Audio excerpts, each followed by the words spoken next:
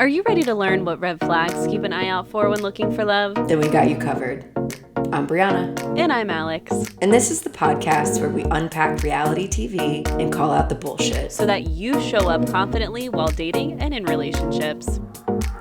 Welcome to Ditch the Script.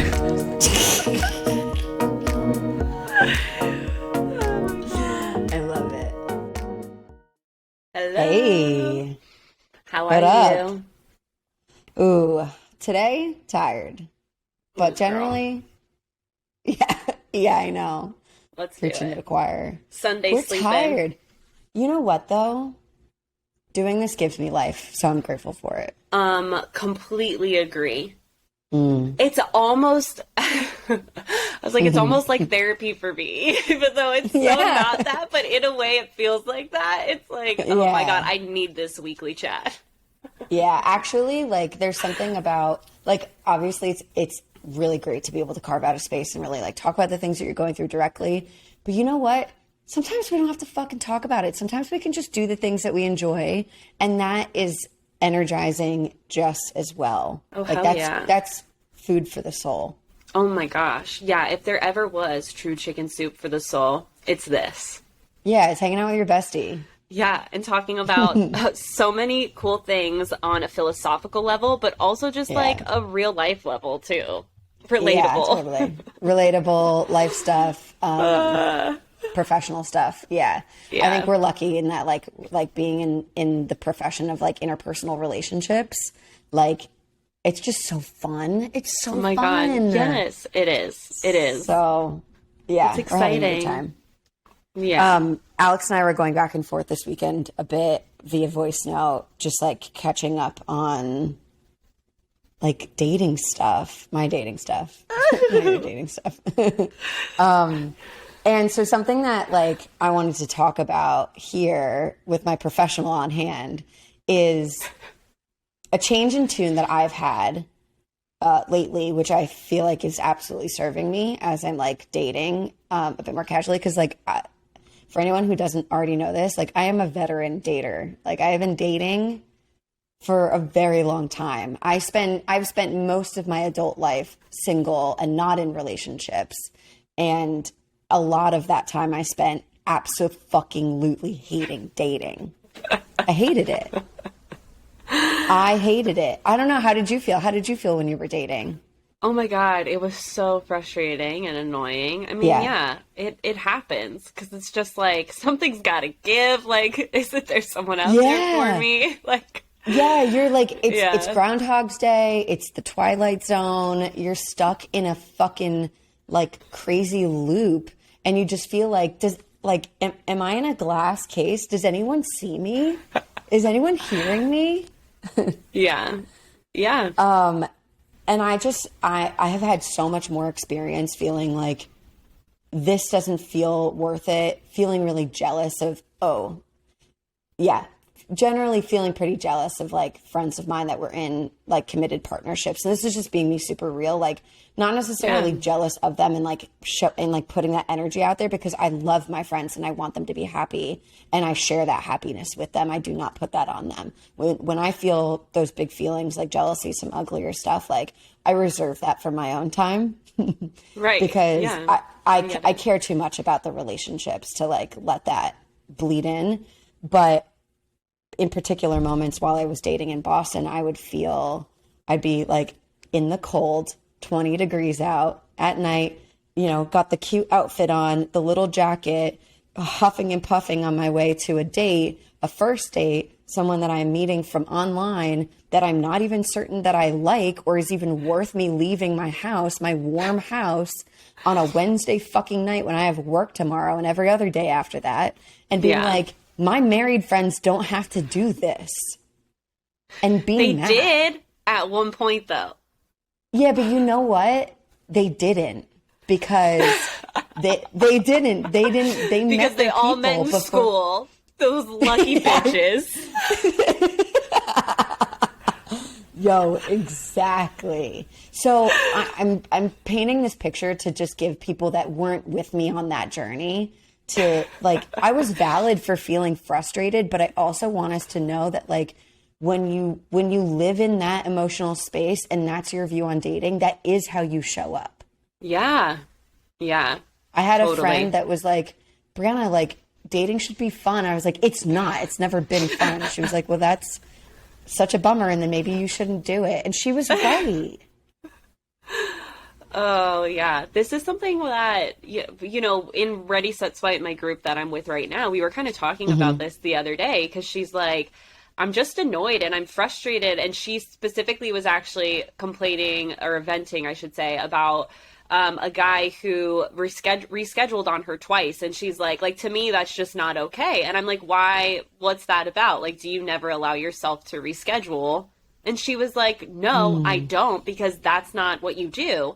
And I'm like, so maybe your judgment of this person rescheduling, because I asked, like, what was his reasons, you know, and first it was a work thing, and the second thing was he just wasn't in the right headspace. I'm like, to me, those are valid reasons, because if the shoe was on the other foot and you were having a day where you weren't in the mood to be there, I think it's absolutely understandable for you to give yourself permission to skip out on it. And absolutely. The reason I bring this up is that energy and that frustration that she was carrying, even on this call, just talking about this experience she was having with this one guy. She's like, I'm just so over it. Like, if you're going to date, you show up to the date. Like, what's wrong with people? And I'm like, this is actually more a reflection of you and your own energy than it is of dating or this other person. And so later that week, because that was last Monday, later that week, she actually went on a date with him, and she had a great freaking time. And so she was really thankful for the gut check. But like, it's true. You're absolutely spot on. When we allow these frustrations to eat at us, it really inhibits the way we perceive dating, as well as the energy that we carry with us while actually going out and meeting these people. Yeah. And it's like, it really can make or break you. And so mindset, man, everything leads back to mindset. I really appreciate you being in the position that you're in to give her that feedback, because I think it's so important for us to have that perspective on ourselves, because it's really easy to do the work on yourself and say, I'm a catch. I want that for us. I've felt that way about myself for a long time, and still to know that that's not enough, because you need to be aware of like your expectations and like the limits that you put on yourself and other people in actually getting to know one another. And when you feel, it's easy to feel really validated in saying, this is hard, this sucks, this isn't always fun. You're right. So why don't you make sure that every time that you choose to date, it's genuinely because you want to and not because you feel like you have to. Right. Yes. Preach. If I had a gavel, I would hit it. We would hit it and say, that's it. That's the bottom line. I think for me, and like, I'm not saying you got to move to another state. Stay right where you are. Figure out your mindset. But for me, I had such a busy social network in Boston, and I was what I was looking for out of dating. I wanted commitment right away. I wanted someone to know how they felt about me immediately, so that I could cut to the chase. And so I walked away from a lot because I didn't feel like I was getting that energy. And for me, I was like, why am I going to waste all my time spending, going on dates in the middle of the week? I'm exhausted, drinking beer, drinking burgers when I don't really want to be doing that. Drinking burgers, eating burgers. I loved it. Let's keep it. No need to fix that. And that's the vibe, people. That's the vibe. That's where we're at. So big little snapshot of our mindset right now. And feeling like this doesn't feel worth it. This time spent with these people that I barely know doesn't feel worth it, because it's time spent away from my own self-care or my own friends. Then I shouldn't have been dating at all during that time, even if I did want a partner. And now I moved. I have no friends. I have like one friend, and then my parents, and it frees up all of this time. And I have Tucker. It frees up all of this time to like actually go out with people, because I want to go out with them. I'm seeing these people through a different light. It's not that they're better here. They're probably not. And for the first time, I'm having actual fun. Not like, dating's fun, like being single, it's like goals. No, I'm actually having fun. I'm like allowing myself to like flirt and see a couple people at the same time. Like Ooh, that. Yeah. And like that energy is coming off of me and showing up where I am. And people are responding to that. Yeah, dude, like, I'm stoked for you. I love all the updates that I get. But, you know, it's so true what you're saying. And I really hope, you know, I just want everyone to perk their little ears up because this is so freaking important. It's like when you take the expectation of the end result and stop chasing the carrot, you know, because like dating, the carrot on the other side for many is marriage, right? A long-term commitment of some sort. And when we're present, when we just focus on what we're experiencing right now in this very moment, like the amount of one, anxiety that you can let go of, and two, the ability to form connections is much more available to you and accessible. Yeah. And it's like, you know, I'm so proud to hear about all of that. I'm so freaking stoked for you. And everyone listening who's been in a dating rut, just enjoy it. Just freaking enjoy it. Like, you have nothing to lose. Let's think about it. I'll use myself as an example, but I really feel like I'm like the bell curve of like everyone else that like loves this show with us, that is like on this journey with us, especially for any of us that are single. It's like you and I are the same. And you have to imagine there's going to be a time when you do find yourself in a partnership. And I hope for myself and for everyone else that it's one that we feel really good about. Yeah. So if you imagine that this time is actually limited and that there is a time limit on how much longer you're going to be single and you have this full range of independence and you can like allow yourself to flirt with different people and see what being around different people like brings out of you, please, like, don't you want to enjoy it? Yes. Don't you want to like have fun doing that? Doesn't that sound like something that if you knew wasn't going to last forever, you would want to make the most out of? Absolutely. Yes. Yes. I love that. I love the reframe and the thought, you know, loop that we all get. Like, when am I going to get in a relationship? It's like, wait, how long left do I have to be single? Exactly. You know? Exactly. Yeah. You know, it's interesting because like single, the trope is kind of everyone who's single wants to be in a relationship. Everyone who's in a relationship wants to be single. And that just goes to show neither being single nor in a relationship actually bring you true happiness. It's dependent on you, right? To create that for yourself. And so find the gratitude, find the joy, find the serendipitousness of it all and just soak it up. Yeah. Soak it up. Yeah, no time exists but right now. So right hop now, on that wave. Yeah. If things blow up in my face, I promise I will come back to this show on air with my tail, humble. That's my tail between my legs, and I'll tell you what I learned from it. Yeah. You know? I think you're going to learn that the way you're dating now is actually going to way work. To go. Yeah, it is. It's your end results closer than you think with that kind of attitude and vibe. I needed a program like Ready, Set, Swipe like in 2015. Dude, I'm here for it. I know. I mean, that's literally anyone who's doing that right now is like so lucky. It's like these are important conversations we should be having with each other. And it's so fun because one of them that's in that group with me is a guy and he's almost 40, like late 30s. And he has a heart of gold and is just like truly trying to figure out like what's going on. And so it's fun because the girls are getting straight males point. Everyone in my group, this cohort is straight. So it's interesting to like kind of have an open discussion around men versus female. And he gets to hear what the females are experiencing and vice versa. And it's just like, you know, I love it for them because I think that's, you know, there's this thing called an expander, or in psychology, in like the coaching world, the spiritual woo-woo world, they call it an expander. Whereas in psychology, disconfirming experiences is like what we want to chase to allow our nervous system to know that, you know, what we've been accustomed to doesn't necessarily always happen. So let me explain this better. What's a disconfirming experience? So for example, I'm going to use me. Ta-da, Vanna Whiting myself. Hello.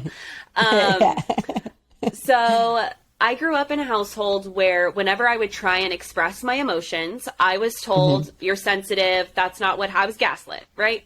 Yeah. And so within relationships, Alex did not feel comfortable ever expressing her emotions or being like, hey, if we could do this, I would feel so much more connected. I was terrified. So I silenced myself in all of my relationships.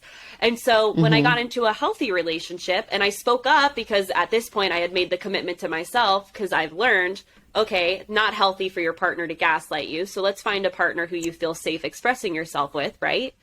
When I started speaking up for myself and had a partner instead of gaslight me or get mad at me for having feelings and needs, and I actually had my partner respond in kind and say, you know what, like, thanks for letting me know. I'm going to do better moving forward. And like, of course I'll do that for you.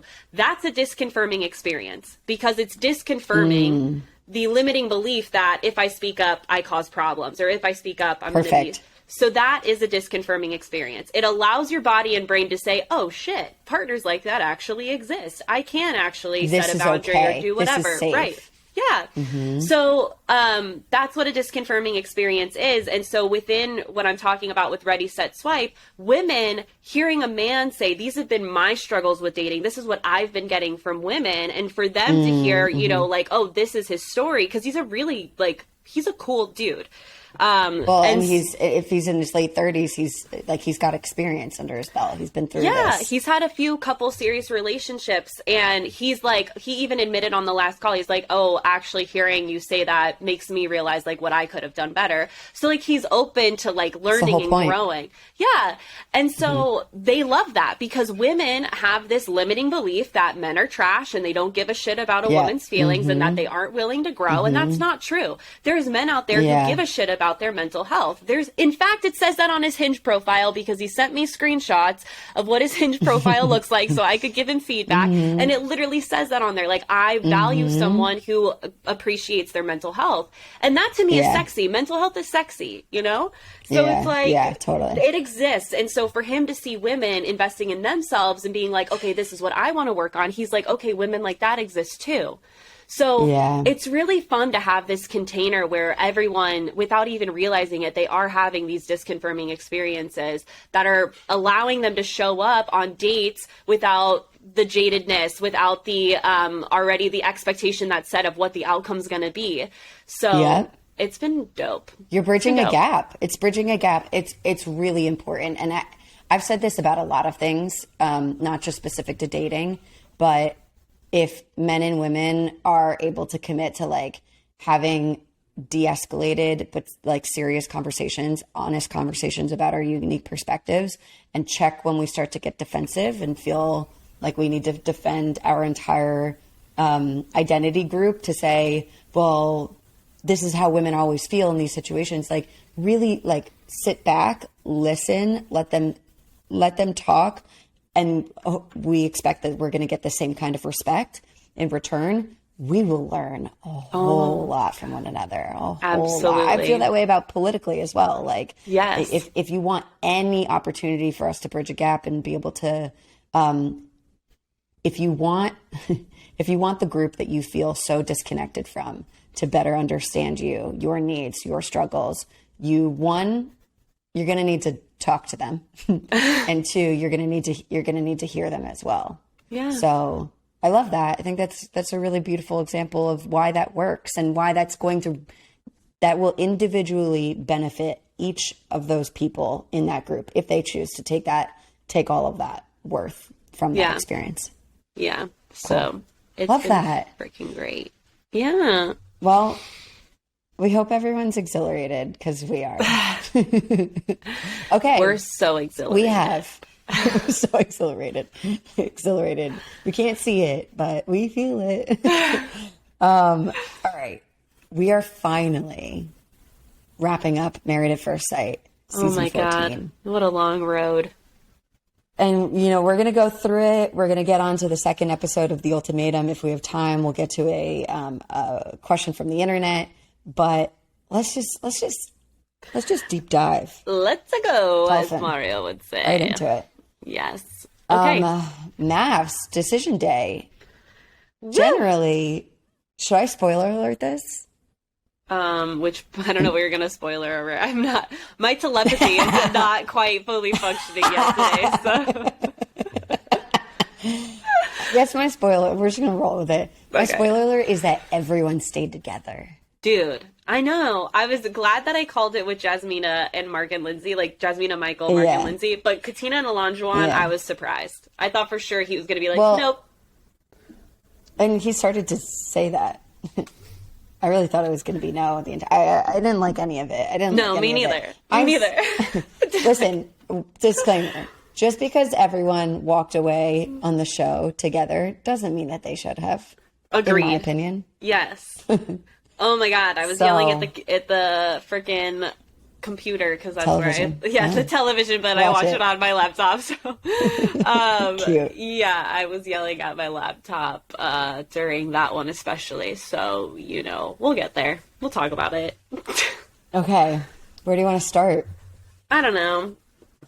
Let's yeah. True to the show. The show gave us Jasmina and Michael. Okay. Let's start with them. Jasmina and Michael. Michael. Okay, so I loved that the experts were as annoyed or frustrated or surprised, whatever at like feeling emotion you want to put in there, about them not having sex too. Okay, oh my God, like freaking yes. We've been saying for the last couple of weeks, we're just like put numbers on the board. Like, own each other. Get your intimacy activities up. And the experts really like echoed that. It's almost 100%. Like we all like, had a powwow ahead of time. Yeah, maybe they listened to our show a year before. A year later. Yeah. They had a feeling. Before DTS even existed, they listened to this episode. We're recording right now. Time doesn't exist, This whole like quantum leaping, quantum physics thing. Listen. You never know. If there's anything that I feel certain about is that Lifetime productions are possible. They can jump dimensions. So they can. I wouldn't put it past them. Yeah, they have alien technology. Yeah, I think that Mike and Jasmina sort of, they're not going to sugarcoat that they have more growing to do in their relationship. No. But I was really happy to hear that they are not willing to give up the connection that they have formed just because they don't feel, reframing this. Jasmina doesn't feel as like romantically connected him by decision day. I think, what was also really cool that they opened up is that there's a little bit of Mike hanging back because he's trying to be respectful and he wants to move at Jasmina's pace. And Jasmina's thinking that Mike is reading her mind and assuming that like she's okay with things before she's made any gesture of accepting any of that. So, she's not using body language that says, yeah, like, come over here. Like, let's touch or let's cuddle or let's do a thing. And she's not saying it either. But she said this thing where she was like, well, like, Mike would know. And then Mike was like, actually, I don't part know, of my whole though. thing is that I don't know. And based on how their relationship started, he's fucking terrified of her. Yeah, a wee bit. So, like, he didn't want to like push her too far because of how she's reacted in other ways. That's not her fault. But the thing is like, if you're not connecting, maybe it's important to check in with yourself and say, have I given my partner different green lights? And maybe I discuss green lights so that I don't have to say it all the time. Right. To like show that I'm open to affection. Yeah. Yeah. Completely agree. I think this happens a lot in relationships where you maybe set a precedent at one point, like how Jasmina did. I'm not fully comfortable with moving physically right now or moving towards that right now. And then time goes on and you forget that you stated that when the other person is taking you at your word. And so if you're the person that sets that boundary, you also need to be the person to open up that boundary, because it's not fair for you to make the assumption that they're going to pick up on these subliminal, messages, that you're cool with them making a move or whatever it is in the relationship. In this instance, it's very much physical intimacy, but applies to everything, For example, even with me, I used to tell all my partners, don't get me flowers. I have a black thumb. I kill every plant that I get, which we're going to be working on. Brianna, I need your plant mom life. We're working on. I'm working on it. And so we'll work on it together. Yeah. But I told him that, and now I'm like, you know what? No, like, I love tiger lilies. Can someone please get me some tiger lilies? You know what I mean? So it's like that we're allowed to change our minds is what I'm trying to say. And if you do change your mind, you need to be the one to open your mouth and communicate your mind changing. Yeah. So that, because it's not fair to them. So I'm really proud of Michael for speaking up for himself there, because that's something that Jasmine is going to need to continue to work on. And we even saw that in the previous episode where she was talking to her guy friend, and he was like, have you thought of communicating any of this to him? And she goes, well, now I have. And I'm like, but that should always be the default, right? That's the work that she needs to do. Yeah. Totally. I don't think that Jasmine thinks that she's a perfect person, but I think that she doesn't see herself as having a whole lot of growing to do when it comes to being a healthy contributing partner. And she is a wonderful partner. She's got respect oozing from her pores. And she's strong, and she's very intelligent, and she's supportive. But you need to remember that none of your partners or anyone else in your life is a mind reader, and they don't just get you and can read everything on your face. You gotta let people know what you need from them, or what what you need from them. Yes, that's correct. What you need from them. So we're drinking burgers, baby. We're drinking burgers. Okay, so I'm really happy that these two stayed together. I'm really glad that Jasmina side note, they also talk about how Michael was asleep and rolled over and put his hand on her booty. And she was okay with it, and they talked about how did you respond to that? Because here's the other communication tip is positive reinforcement goes a long way. So if she liked people it, and dogs. With people and dogs, yes. And so give him a fucking treat, If you liked him touching your booty, you can be like, ooh, I liked it this morning when you rolled over and, grabbed a little bit of my peach.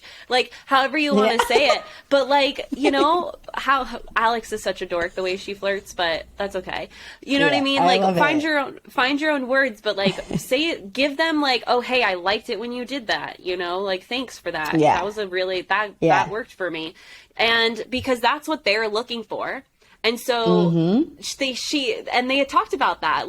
They asked, how did you respond? And she said, I kind of just let him know it happened. BT dubs, you put your hand on my butt. And he was like, it was neither here or there. It wasn't I liked it. He doesn't know if he's yeah, I don't know if that means that, hey, you did that, don't do that again. Or, hey, you did that, please do more of it. He's going to freeze because he wants to make sure you're okay. Yeah. So it's make it. Okay, there's a marketing term that is abbreviated to KISS, K-I-S-S, okay? And it's the same with dating and relationships. Keep it stupid simple, all right? And that's what I mean by showing the positive reinforcement. Don't make them try to guess oh, that was kind of nice. Just be I liked that. Keep doing that, right? Make it stupid simple for your partner to understand what you do and do not like. Yeah. Love it. Useful tip. So she needs to get better at that. Yeah, she needs to be more verbal, more vocal, because he'll respond.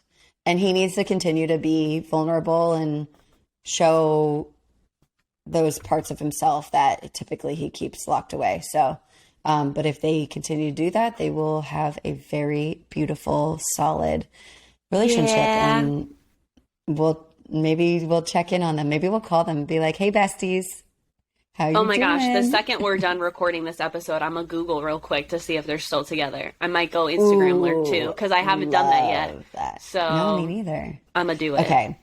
Let's talk about Next. Steve and Noi, our next Okay. obvious like commitment success, right? Like we Although knew that they were going to be together. I will say You had a this. fake out. You had a fake out moment. I was really surprised at how awkward their couch moment was. Yeah. I'll be honest. So, I'm not surprised it was awkward because Steve is awkward. He's an awkward dude. Like I noticed that when Steve is in group settings in the presence of other people, he's got one eye on what he wants to do, what he wants to say, and he's got another eye on how he's being perceived. Like he loves to Interesting. pepper in a joke here. He like, and it's not like it's ill intentioned, but I can definitely sense that he's got this awareness of like how he's being perceived in a group. yeah. For me, it wasn't even Steve that, It was awkward. yeah, maybe someone, I don't know what happened, but all good. So Steve wasn't awkward to me. It was Noi bringing up the house chores and stuff that I didn't like. She's like, it's never going to be 50-50, right? And I was like, can we just talk about your relationship on the whole? Like, unless you're going to nitpick this with the experts, which maybe they did. Like, they probably did have a full-on conversation around that we didn't get to see. And if not, I hope they do have time with an expert of some sort or these experts to talk about that, because I think Noi's a little stubborn in admitting, like, you can't just go to work and come home and expect your partner to be doing everything. Like, you need to share the load, and Yeah. I felt like she was really defensive about that. And that's what I felt was awkward, was like, this is supposed to be a time for you guys to take a zoom out look on, like, let's weigh the balance in this relationship. Does the good outweigh the bad? And she kind of was hyper focused on the job thing again, and then him wanting her to contribute more to the housework. Yeah. That was interesting. I wonder what the purpose was. Like, was she just taking advantage of the fact that they were there, like you said? Maybe. And that they could weigh in? Or was she like, the show wants this? The show I don't wants know. to see us duke it out one more time. Yeah, one more time over. And like, it's so funny to me on the role reversal, because it's usually again, talking in heteronormative lens here, but like, it's usually the chick who's like, can you please fucking pick up your laundry? Like, I know. it's usually the girl begging the guy to do something, and the guy's over here like, can you clean one of the bathrooms, please? It's really hilarious to watch.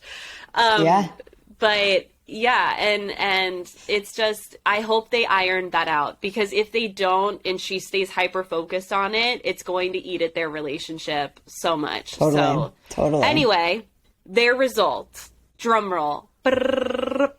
Staying together. That was great. What I did think was cute is that, it was good. Good percussion. What was cute is that, like, Steve, he showed up with flowers for her, which, like, was giving me, like, oh my God, I thought it was so cute. Performance flashbacks. It was like, he showed up just looking nice, flowers, and then he gave like a singular flower to Dr. Pepper and Dr. What's her name, and it was really sweet. And a book to Cal, it looked like. I didn't know He gave like that. a black binded something to Cal. Very thoughtful, very cute. Yeah, it was really nice. I think, like, Steve really showed up in a way where he was like, I care about this moment. This is a big moment. I'm going to make this as special as I can. Heart. Yeah. He's romantic. He's for sure. Super romantic. Yeah. Yeah. So, yay, they stayed together. We're not shocked by this. They're one of the stronger couples. I just hope, they get out of their own way. Yeah. My assumption is that, like, we've seen how Steve has been able to hold space for when Noi is honestly more or less like in a trauma response, Totally. And so as he continues to learn more about her, and hopefully she's able to be more upfront about how she feels about Steve's stuff, they can continue to hold space for one another and talk about it, and hopefully get to a different place so that it's not just like same conversation over and over again and resentment builds. But totally, we'll never know until we Google them. Or watch the after party episode. I think I might need to do that later. Ooh, did you watch it? Okay. No, I haven't. I put it down. once it was down. Is it even out yet? It might not even be out yet. No, you know what? It's probably out like sometime this week. We'll check it on Sling, but I cannot wait to cancel this effing subscription. Go ahead and cancel it. I'm ready. Go ahead and cancel it. Yeah, I'm gonna lurk. I'm a lurk. Okay, cool. I want to find out what you know. Okay, next. Sorry. Maybe there's like maybe there's like a MAFS Reddit thread. I'm on it. Oh, bitch. Let's go. Let's go. I've been avoiding it recently, but yes, okay, I am on it. Oh, we're about to tap in. We're going to tap in. Yeah. That's where I found the meme with Alyssa and Chris at the beginning of the series with the what could have been, and they put the eagle tattoo and the eyes on Chris. Oh, remember? I don't know if you remember that, but look in our text thread. Oh my God, that's so funny. Okay, beautiful. Oh, Reddit. Reddit is such a joy. It really is. Okay, so we're going to go to Katina and Olajuwon. Okay. What was interesting about their decision day, like, little speeches is that, like, basically Olajuwon started saying, like, everything about Katina and this relationship typically would incline me not to commit. And then he said something. It was really backhanded. And then it became like, but my dad always says this thing about, like, you know, sticking it out for a good woman. I don't want to call it bullshit, be present. He was like, yeah. Be present. Yeah. And he was like, and it's my dad's birthday. So for all of the reasons that my dad would want me to, I'm going to say yes. For me, it wouldn't work. I know, same. Okay, so full transparency, I'm going to be really honest right now. When this was happening, I was like, what the F does your father have anything to do with your feelings for this woman? Totally. And then I saw the experts crying too, and I was like, I don't, again, this is so heavily edited that I'm like, has his father passed? And maybe that's why this is such a sentimental moment. Because I couldn't remember if that had happened or not. And but I'm with you on the verbiage was really like, you're not good enough for me, but I'm going to give you the time of day. It felt really weird. To like honor my late father's wishes. Yeah. And, you know, Katina, that girl, okay, my opinion, she deserves so much more. She, in that moment, sees Olajuwon talking about his dad, and she's like, oh my God, why didn't you tell me it was his birthday? And she's like trying to comfort him and like be a great wife and a supportive partner and like, you know, be there for him in this awkward situation where she like could potentially be dumped right now. And, you know, she has so proven herself to be a partner who is open to growth, open to meeting someone's needs, open to feedback. Like, she is just so beautiful. She really is. Yeah. And it kills me to see this guy be enabled to treat her the way that he is, because something that really bothers me and has bothered me on this show is that there's a lack of calling some of the stuff that's coming up with him what it is, you know? Like contempt and manipulation and whatever. And the one time that we see where we saw Dr. Pepper try and call him out on it, he he did not respond shut it down. Well. Yeah. And so she ended up putting her hands up because she's like, look, if you guys are happy, that's it. Which of course any professional is going to say that, like, to you, like, because obviously on camera. Yeah, it's like, but again, and Dr. Viv said the same thing. Like, she basically tried to say you're being misogynistic without using that word. But at this point, I feel like they need to start using these words, because and I've said this before and I will say it again, if we do not call it out and label it for what it is, then the severity or the accountability is not there, right? The accountability of the behavior is not there.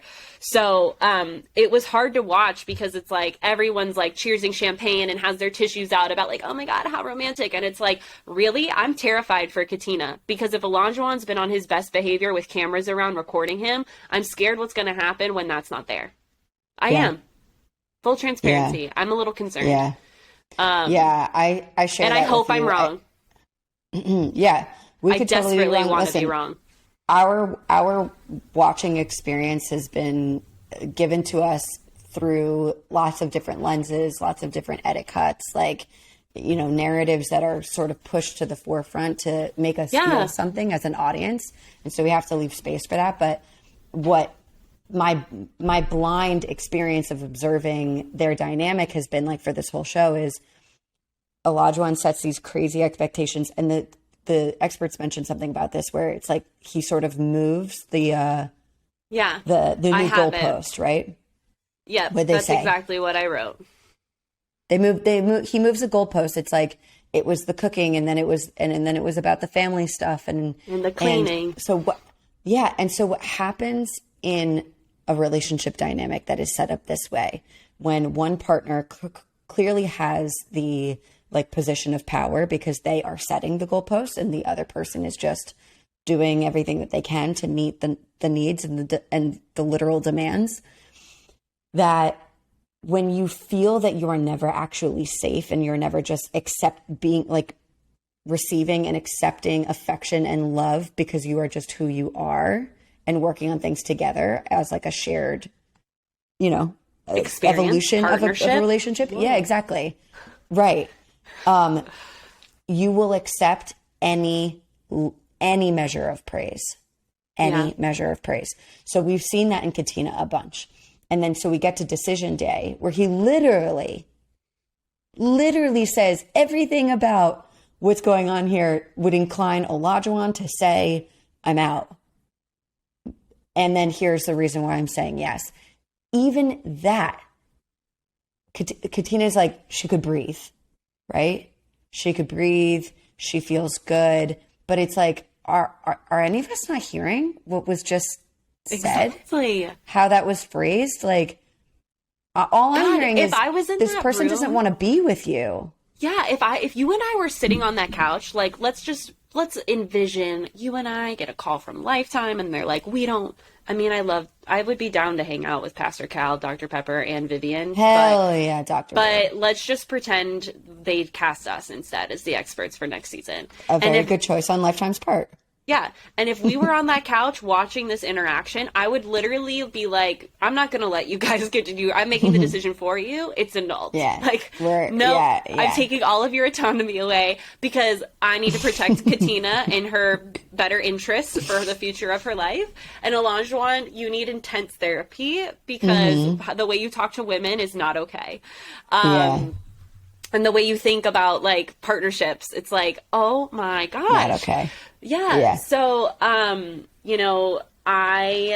which is probably why I'm not going to be cast on the show to be an expert. Like, we can't have it. I mean, it's good ratings. I would watch it. Oh my God. Yeah. But I really do. I kind of wish the experts were like, okay, great. We respect, like, honestly, what I probably would really do is I would say, like, look, I respect your decision to stay together. And I would like to discuss what your plan is moving forward for your relationship and how you treat each other. That's how what intervene. I would. Right. That's what I would really do. Cause like I'm putting my coaching hat on. And you got to. The personal Alex, yeah, of course. And I would, because that's what we do in personal our Alex roles. Goes, Katina, exactly. Stand back. I'm like, girl, get behind me. Let me take my earrings out. I got you. This guy, he does not deserve you. So, again, full transparency on personal Alex versus professional Alex. I'm worried that if things don't go well for them as a couple, like they break up or whatever, which to me would be like a very good thing, I think. I'm worried how it's going to hurt Katina's confidence because she's worked so hard to like build herself up to this what has now been branded as like the ideal wife, which so many modern women have tried to come so far away from, and recognizing that like the ideal wife is like being who you are as a wife, and respecting your partner and being respected in return. And like, I worry that Katina will suffer in the way that a lot of us do when we come out of relationships that are this toxic, which is, I'm not good enough. Yeah. And she even said that to him. She's like, when you do that, it makes me feel like I'm not good enough. Like, she already feels like that with him. And so, yeah, my heart goes out to her. I really hope that I am wrong and that he grows and treats her like the princess she is. Like, I really do. Like, I hope that they nurture their relationship. It's just from what I've seen so far, I am concerned. So we'll see. She has some pretty like pretty strong friends, True they'll get that. involved. True They're gonna get that. involved. Especially I that mean, best guy friend, Javon, or like Jay. I was yeah, calling him Jay. I forgot his name. yeah, Jay. Starts with a J. Okay, we're gonna look them up on the internet and see how Oh they're my doing gosh. because Yes. it can't be good. Anyway, Mark and Lindsay, Yeah. Also they weird. stayed together. They stayed together. Yep, it was super weird. What it seems like is that Mark has been feeling a bit more sure about wanting to stay with Lindsay because of the ways in which she has supported him, and that's clearly very important to him. And she did do a damn good job of doing that. Totally. So his efforts to make her feel wanted, seen, and appreciated in the way that she's been asking for since day one, he really made a strong commitment to. And I think that was very important for Lindsay to feel. Yeah. But she was like, I've been feeling that way this week. Hand to God, I thought she was going to say no. Me too. I thought she was Me going to say too. no. Then there was something that came up that I was not aware of in the show at all, which was Mark's relationship with social media. Oh my God. Yeah. Me too. I was like, why haven't we heard about this until now? Yeah. The only heard other about time that she noise. mentioned something about it. Yeah, the only I know, right? The only other time that we heard something about Mark's relationship with social media was when she was like, I don't have Mark's attention. Like his relationship with his phone is pretty bad.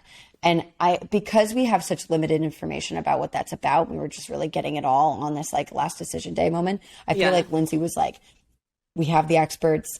We're being asked to reflect on how we're feeling. I'm intervening. I'm having an intervention with you right now about how this goes with you. She seems to have an issue with the way that Mark he must use his social media to promote personal training, which is what he does for work. And so he must be using it as like for advertising, which, I do you that. gotta do. I do You that. gotta do. Yeah, you gotta do it. You gotta do it. And to be honest, it doesn't always reflect like how things are going in your life. No. Like, and it can't, and nor should it. Like you have a business. It's a business. To run, and, yeah, and like you're trying to attract clients to the services that you provide, and it seems that Mark may do that in a way that is very heavily filtered, very like life is awesome, grab it by the dick type of way. And I think that because of Lindsay's value in authenticity, and she sees how much time he spends doing that and away from working on their relationship, she really takes a big issue with it. And I think that that's valid too. I agree. I think that her bringing up like her concern around like, I really value authenticity, and sometimes with like what I see you posting for your business, it doesn't sit well with what's like really going on in your life, and like I just am curious about, and like have the conversation with him about like what place is that coming from, because I think if he used language like that, like, look, this is my business, like I'm not anyway, let me finish this first thought and then I'll go to that second thought. Sorry. The first thought I was having that I will finish is Mark expressing to her, like, look, this is my business. I use it to market. So it doesn't necessarily need to be about my personal life and like what I'm struggling with in this moment. And I agree with that. You know what I mean? Yeah. And I think for Lindsay, she's allowed to say, on days maybe when you and I aren't in a good spot, and then I see you posting something that's like, live life to the fullest, be grateful. Like that makes me feel like it almost makes me feel invalidated. And like, that's right. What feels because not genuine. Where's that energy here in our relationship? Right. And so, I think that's an okay conversation to have. Again, I think some of the language she was using was a little triggering. Like, she was like, to me, it's just attention. Like you're posting selfies that are filtered and like, you just want people to send you messages. And it's like, okay, I also hear that. I get that. I get that point of view, but we can't we can't project that or make that assumption that that's where it's coming from within Mark. So it was weird. She said yes, he said yes. Cool. I think they have a lot of work to do on their relationship. And at the same time, I think they're crazy matches each other, I've seen couples like this before on this show make it long term, like stay married for a significant amount of time. So it doesn't surprise me. It's just if they want stability and peace, they're going to need to level up. Make changes. It doesn't mean that they can't. It doesn't mean that they can't find it in their dynamic, but it just means that they're going to have to work really fucking hard for it. Yeah. Yeah. 100%. Something that I thought was a little funny is that like Mark was pretty expressive in why he was saying yes, and then we got to Lindsay's turn, and she was just like, "Yep, here's a button." Oh yeah, the button. She goes. She whips out a button. She goes, Mark, I have a button in my hand. Can you guess what color it is? And Mark is like a little like puppy dog who's like about to get a treat. He's like, it better be green. I'm like, what is going on? It's literally like, that was the emotional depth that we got from her. And that it was surprising to me. Because she's usually very like, she wears her heart on her sleeve. Yeah. Yeah. But maybe she's done enough of that, and she just, wanted to may have a bit. She loves a bit. Yeah. Yeah, she does. So, it surprised me, but it didn't at the same time, because I was like, that's very Lindsay to like be awkward in a thing like this, Mm-hmm. So just to kind of fast forward, and then we'll bring it back to, this is our last couple, isn't it? So after all the couples have decision day, they go for this like private happy hour thing where they all meet up and kind of share what their decision is. And there, Lindsay, does the same thing that she's done before with Mark, where she kind of overshares in a way that makes Mark uncomfortable, and you see his eyes go wide, and I'm over here like face palming because I'm like, girl, like this guy said yes to you and you've been craving validation and like effort from him, so like please build your man up, like please build him up and make him feel safe. So again, square one. That's what I mean when it's like just saying yes, making the decision doesn't mean that like this, like we have reached peak success in their partnership. Oh my God, no. I think any couple who wants to wait until to say I do to be at this peak level of their relationships also fooling themselves. I think we need to find stability, and I think we need to find a way to fight fair that works for those relationships. But I think having this mindset where it's like, okay, we've said yes to marriage and now everything's going to be happily ever after. It's like, dude, you are not going to be the same person ideally you're always growing. So you won't be the same person in 20 years that you are today. Yeah. If you are, then personal development's probably not your game. Yeah, exactly. But anyway, what? Full transparency. So, oh shit. So when I watched the show, I watched it Wednesday night when it aired. Wow. I know. We got to the last couple. I saw that there was like 20 minutes left of the episode, but I just assumed that nothing else was going to happen. Oh, you didn't watch it? I didn't watch the rest. There was a part of me that was like, that's all the couples. They're just not airing the show for a full 2 hours anymore. That's it. Turn it off. Goodbye. Alex, So you didn't see the happy hour? I didn't see the happy hour. I just Oh my God. away. Okay, great. Let me tell you what happened, okay? Okay, please. Chris and Alyssa show up. Shut up. Together? No, like Chris walks in first, and like he gets up there and everyone's like, hey, Chris. And then Alyssa comes up and they're like, hey, Alyssa, like a little less enthusiastic for her. Yeah. And they kind of go around the circle. They actually start with Chris and Alyssa, and Alyssa's like, I don't even remember what she says. She says some Did she move baloney. To Texas? That's what I said. I literally said the same thing. I was watching it out loud, and when they were like, so Alyssa, what's up with you? I was like, I started speaking for her. I'm like, so I moved to Texas. Like, that's literally what I said. That's so freaking hilarious. We're like this. Yeah. That's why. The telepathy kicked in. It did. So she doesn't say that. I don't even, like I said, I don't even remember what she said. No, just but garbage. Then they go to Chris. Just garbage. Yeah, pretty much. Is he dating someone? They go to Chris.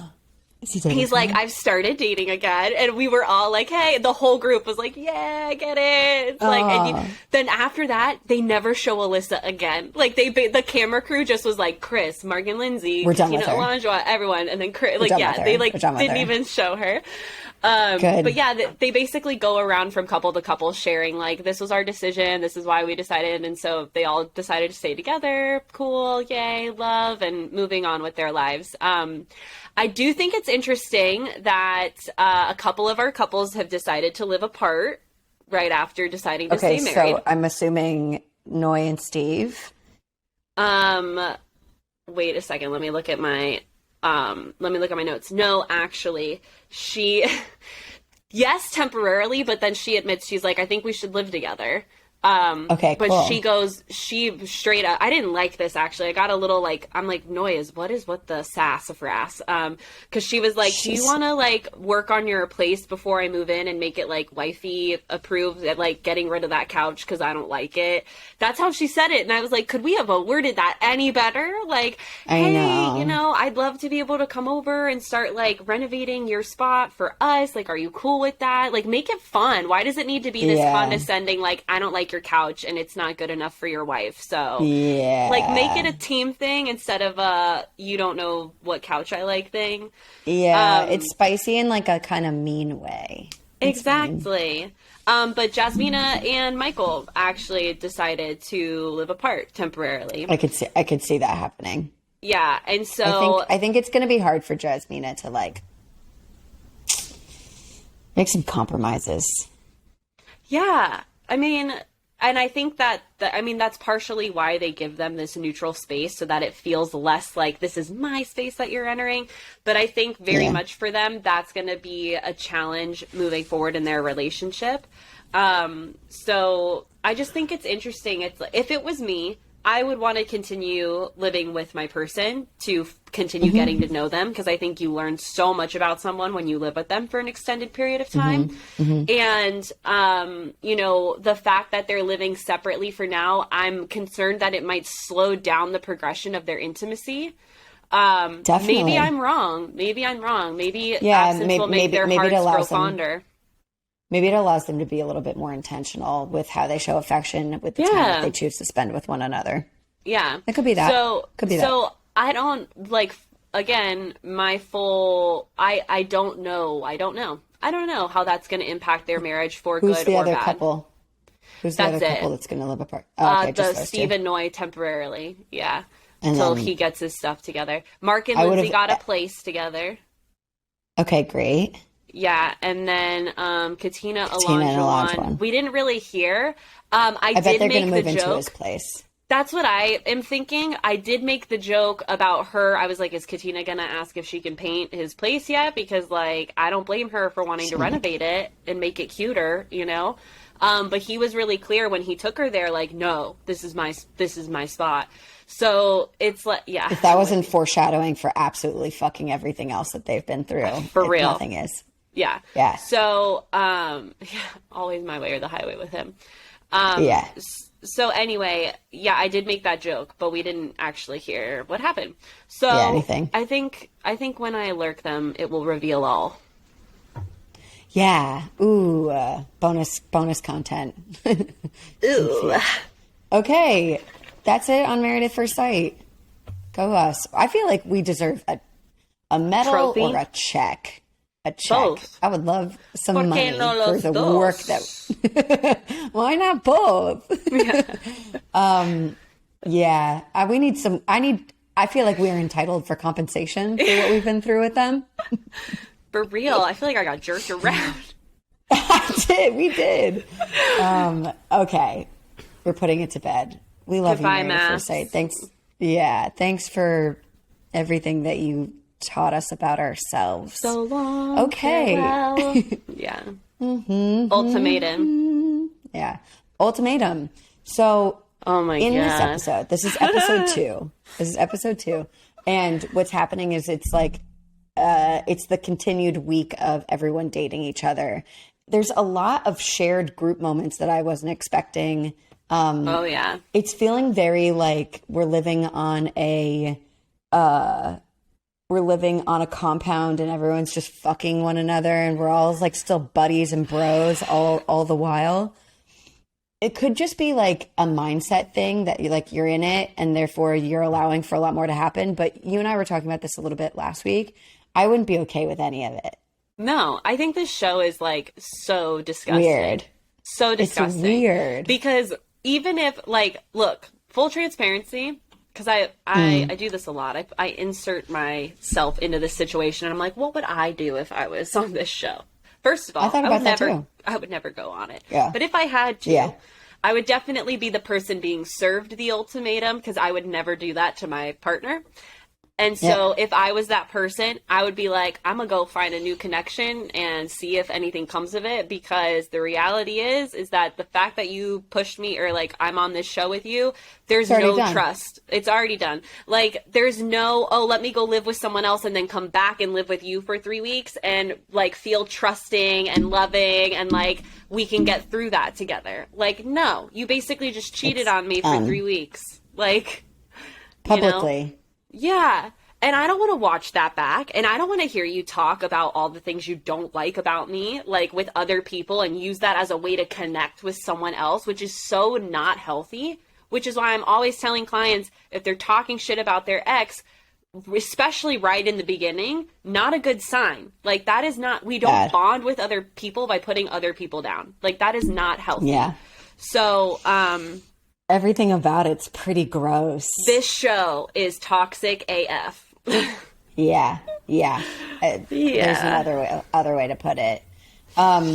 So this part, I don't like when they call it an experiment, and I don't like referring to it as an experiment because it is not ethical in any way, shape, or form to be considered an experiment. We'll call it an experience. Yeah. I want to chime in here with verbiage that I don't like that Please. they use. This trial marriage bullshit of like, oh, you're going to have a trial marriage. 3 weeks of living with someone is a cakewalk, people. Like, that is not a trial experience, especially with someone brand new. You're basically just going to be fucking the whole time and like having a good time. Mm-hmm. Maybe you'll get on each other's nerves a little bit towards the end. But let me tell you, 3 weeks of living together, not a trial marriage. And I hate that they call it that. When you are coming from a place in your relationship where you're pretty exhausted by your partner, when you meet someone that is just anything opposite from who you've been with, it's going to be very easy to see them as the obvious best choice. Because at first, because you're burnt out, you know, and then you start seeing someone and like, oh, we're going to get into it. You know what? I'm ready. I'm just going to get into it. Let me crack my knuckles. Okay. Yes. Let's talk about Alexis for a moment, who is our high roller. She cracks me up too. She wants a man who makes more money than her, and that's her vibe. And is not shy about claiming that. She's not shy about it. And you know what? Let people know where you're at, girl. Like, respect. You do you. But I think what she's finding, I think that she thought that this experience was going to give her boyfriend more clarity on being together. She definitely didn't expect him to connect with anyone. She expected herself to connect with other people, and she is finding that that is not the case. No. People don't like her vibe. People are not vibing with her. No, they aren't. Like, no one. Not even the women. No. So, yeah, so we opened the second episode with Alexis, and if I'm being honest, I literally have in my notes Blonde B because I forgot her name at first. So that's how I notated it. Yeah, she's a little, she's scary. Like, I'm low-key, like, basically, she goes back to Colby, who turned her down at the end of the last episode.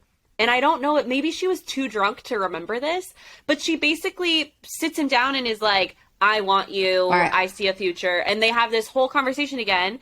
And Colby's like, and so now, because she didn't take the hint the first time, he's being straight up like, I am not attracted to you.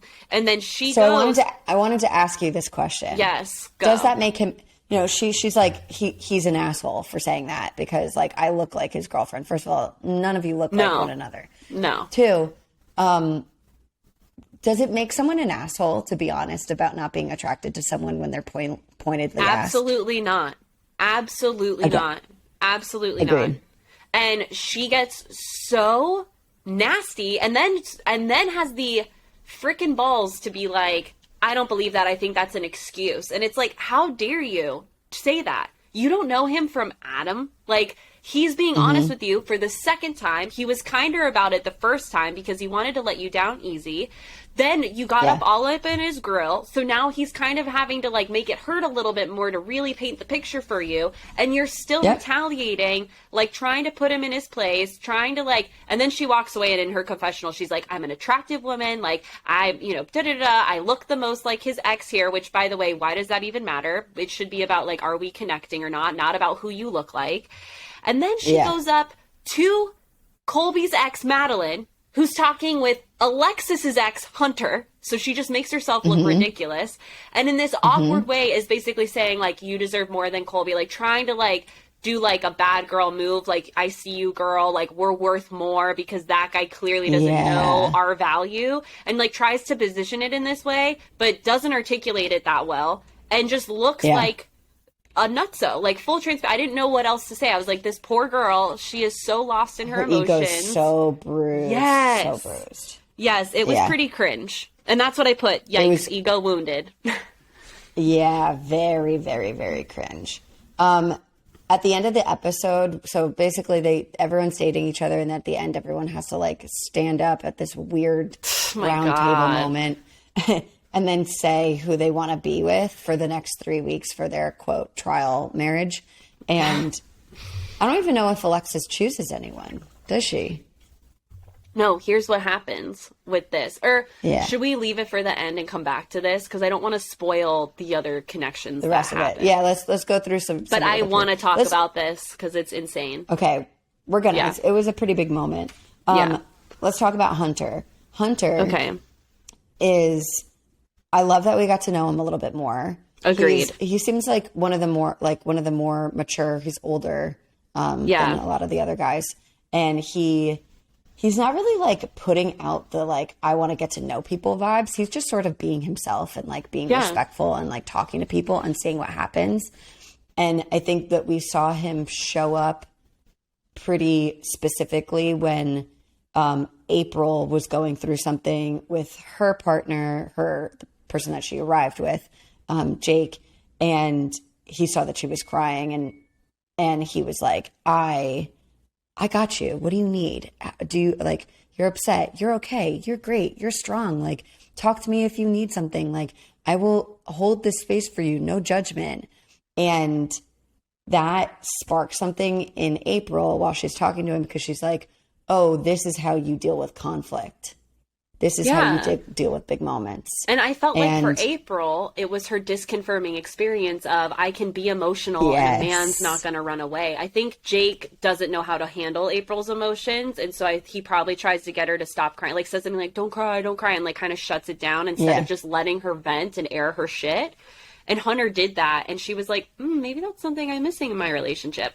So I was really happy for her to at least experience a grown ass man sitting there while she's like, a hot and a lot of women struggle with this. It's like, oh my God, I'm sorry, I'm crying. It's like, can we not apologize for being emotional? Like, men cry too, and men should feel safe to cry in front of women as well. It's like, we need to get over that. Like, what is it about our culture that is so shameful around expressing these emotions? Like, all of us experience them. So it's like men are not allowed to, and women are like made to feel bad about it because there's this trope of like, women are just really emotional. And so it's like when we actually are emotional because we just are people who have feelings, it's like, here goes a woman being a fucking woman, right? And then like, oh my God, so ridiculous. So that's why we apologize because we're like, oh my God, I'm such a mess. And so Hunter, way to lead by example to all of the men out there on like how to hold space for a woman when she's feeling. And by the way, ladies, we can do the same for men, and just allow them.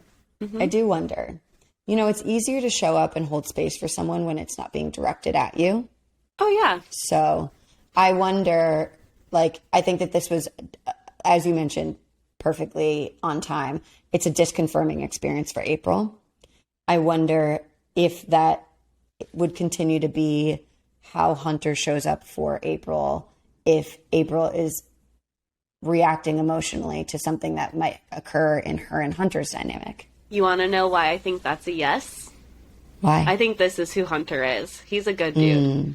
Because when Alexis pulled him after being shut down again, and he was like chill.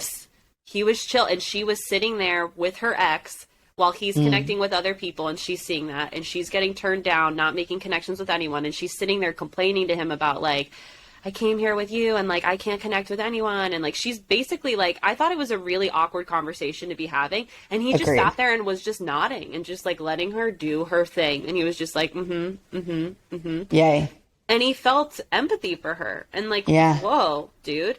So I think that's who Hunter is, and I think that, because, like, that's, like I said, Alexis and him have been together for a while, you know, at this point, and the fact that he was able to do that for a woman who, in my opinion, doesn't treat him so great. Yeah, geez, patience of Job, dude. Like, he's got it. Like, he's able to hold that space. Yeah, word. Yeah, I think that's a really good point. Thank you for reminding me of that. You get that perspective when, you know, Alexis is sort of losing her shit all over the place, and he's like rock solid. Okay, let's talk about Zay. We see an interaction with Zay, who is now connecting with Shanique. Zay was dating Ray. Ray is talking to Jake. Shanique was dating Randall. Randall's talking to Madeline. Now Zay and Shanique are sharing airtime for the first time in our viewership, and I'm like, y'all are vibing. That's what I said. I put cute. Yeah. That's what I said. I said, Zay and Shanique are cute. Telepathy. Okay, yeah, there's something, I mean, you get a very brief snapshot, but you're seeing them connect in a flirtatious way, like a bit sexually, but they're also able to have serious conversations. They're being playful, but they're also able to, like, get real with one another. And you can really tell that the two of them are sort of seeing, like, like there's some full package material on both sides here. And I love that later on, you know, we'll talk more about it, but she sort of gives Zay a shout out where she sort of read him wrong up front. You know, she sort of assumed him to be one type of dude. And then she said, and then I let myself get to know you a little bit better. And I saw that you are going to make a great husband, a great father. Like, there are all of these really strong qualities about you that I almost missed on getting to know because I read you wrong. And I thought that was really beautiful. Yeah, I agree. They were adorbs to kind of watch. It felt super natural, and, like, it just felt natural. Yeah. And that's what you want to see in two people that are just getting to know each other. It felt just chillin' and, like, really genuine and raw and just like, okay, cool. And so, yeah, I was about this connection. I kind of wish we saw more of it. But alas, we didn't. Yeah, we're gonna. Exactly. So, yeah. And then we see Shanique also connect with Nate. And so this is an example of two people who both really are prioritizing, like, having a family. They want to get married. They want to have kids. And so I think sometimes when we're dating and we meet someone and we're like, they mirror, not mirroring on purpose, but they tend to match with us as far as what we want out of life right now. Yeah. We start to feel like, okay, they want this, that must want this with me because I want it too. But that doesn't always make the case. Like, sometimes you could be on the same page. Alex and I could meet for the first time, go on our first date, and both be like, I want to buy a home in Oregon. That doesn't mean that the two of, I know, doesn't it sound I'm down. Breathe, let's do it. But that doesn't necessarily mean that it's the best decision for both of us to buy a house together in Oregon right off the bat, because maybe we could be neighbors. That doesn't mean that we're going to have to do it together for the rest of our lives. Yeah. Yeah. I mean, I would do it with you, but, so, you know. I know 100%. But, you know, I think the point you're trying to make is Nate very much kind of chomps onto that with each of these women he connects with. And, you know, I made a note. I said he got straight to it. And then when he connects with April, which we'll talk about in a second, same thing. He goes straight to it, kind of like interrogatey vibes. Like, I want this, I want this, I want this. Do you want this too? Oh my God, great. And, like, I see you being like this and, like, da-da-da-da.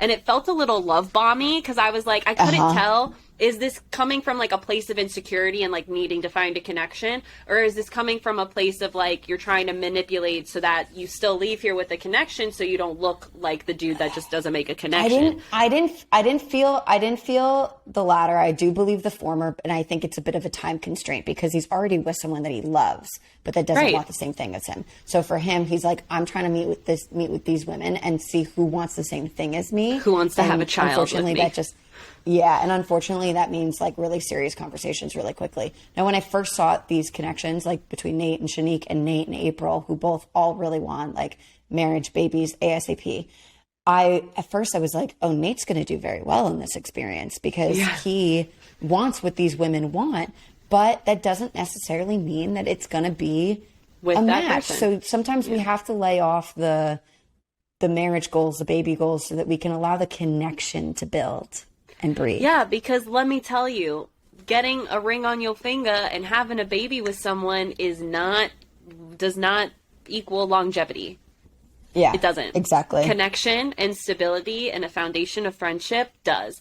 And so it's just, he's, again, so focused on his list, on his timeline, that he's not dating from a realistic place in this moment. Yeah. He was valuing commitment over connection. Yeah. And it's like, ooh, but you're not going to be happy in the long run. And I think what's worse is getting married or having kids with a person that you don't actually connect with, because then it impacts way more than just you if you have to leave that. Yep. So 100%. Yeah. So when he connects with April, we saw the same thing. She seemed really into it too, because like she wants that. Like when we meet her with Jake on their last night together, they talk about how Jake just bought her a mom car and that was on her list. And like, that's where she's been focused on, is like, when you're out in the military, we're going to get married. And so she is so buying into the fact to a man who's like, I want to make you a mom and like, I want to get married and like, this is the life, and like really selling this thing. And she was like about it. And so then when Hunter comes in later, it was like kind of a surprise for her. But again, I don't want to hint at what happens at the end of the episode yet. So that's all I'm going to say. Yeah, we'll get there. Let's talk about the April and Jake dynamic. Yes. We see this a little bit later, but just we'll wrap up April for a minute. Like, so what becomes pretty clear in what existed in their dynamic before we meet them on the show is that April has been working really hard towards her own personal goals and her goals within their relationship, which is like commitment, marriage, babies. Like we're building. That I think sometimes when we love our partners, we just want to do everything that makes them happy. But when that is the case, sometimes the partner who's getting what they want doesn't often check in and make sure that their partner is getting what they want. And Jake sort of describes this dynamic of it's always what April wants when April wants it. And what about me? What about what I want? What about like what's gonna like what about the things that I want in life? If they don't match up with what you want in life, like I don't get to have them. And I think that that's a really important place to like a moment to come to terms with within your dynamic, especially at this like life stage, right? You don't have kids yet. You're, growing into your adulthood. You might want different things instead of just going full steam ahead and people pleasing your way towards someone else's goals just because you love them. Yeah. Do we want the same things out of life? We've been together for a couple of years. We're changing. We're no longer 20 years old. Do we want the same thing still? Yeah. Yeah. And Jake, clearly alcohol was a contributor to this conversation because they both were a little glazed over, and Jake was so just like bearing all in a way that you could tell it was like the Coke can exploded type thing, where he has been pent up thinking these thoughts in the back of his mind. And because he just like, we didn't see any of that come out their last night together. not once was he like, here are my concerns in this relationship. This is what I've been feeling. And this is, if we were to stay together, this is what I would need to see. Right. Like that never happened. It was like, yeah, like we're going to date other people and make sure that this is the right relationship for us. And now he's like voicing all of these things. Bursting. Mm-hmm. Yeah. And so April's like, oh my God, I'm so sorry. I didn't know you were feeling that way. And like, he was like, I've been trying to tell you that for so long. So we don't really know if Jake has been trying to tell her that and April's just been like ignoring him, or if Jake hasn't been a clear communicator or hasn't been voicing that at all. And April really was under the guise of like, he's happy with me. And we're never gonna know. I think as we continue to see their relationships develop with other people, we'll be able to see their character a bit more. But, you know, Jake is clearly done with this relationship. And obviously we see that with how latched onto Ray he is already, which I can't wait to talk about. I sort of feel like he's ready to give it all up for someone who's positioning herself to seem like the ideal match for him. Yeah. Hit pause on that because I want to talk about that. But yeah, I kind of feel for April because from what I've seen with her so far, are there aspects of her personality that I think, you know, emotional maturity may be an improvement for her? Yes. And at the same time, I think she truly did love Jake. And if she had known that, would have wanted to fix that. So yeah, the lesson that we're learning watching this unfold is speak up for yourself.